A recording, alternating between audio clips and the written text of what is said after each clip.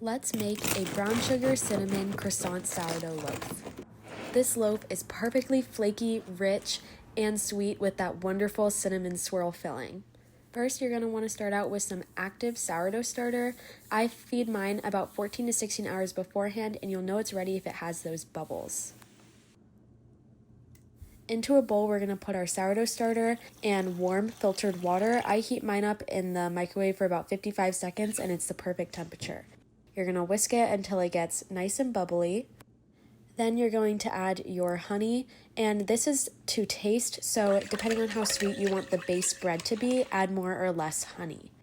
Then we're adding our bread flour and our salt, and you're going to mix this until it forms just a shaggy dough. It doesn't have to be perfectly mixed together because it'll do the rest of the mixing itself while it bulk rests.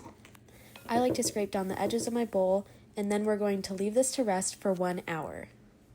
After 1 hour, we're going to start our first set of stretch and folds. So you want to scoop the dough and pull it up towards you, and then allow the dough to fall back down. Turn the bowl a quarter of the way and repeat this process, and you're going to end up doing this 8 times or going around the bowl twice. While this dough rests for 30 minutes, I place my butter stick in the freezer.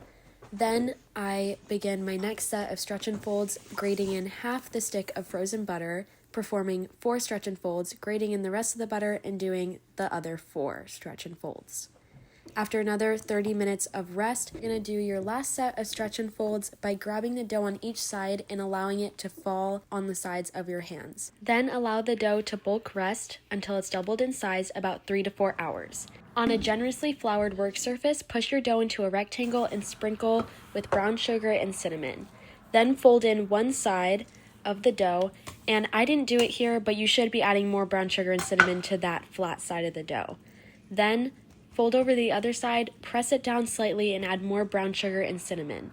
While you do this, you want to make sure that everything is generously floured because the flour will help the brown sugar and cinnamon from becoming too liquidy in the oven and leaking out. Finally, roll up your dough and pinch the sides to make sure that none of the brown sugar and cinnamon leak out. Place in your banneton overnight. In the morning, place your Dutch oven in the oven and heat it up to 450 degrees for 1 hour. Then, right before baking, you're going to score your dough. Then place in your Dutch oven with the lid on, and you're going to bake this for about 30 to 35 minutes.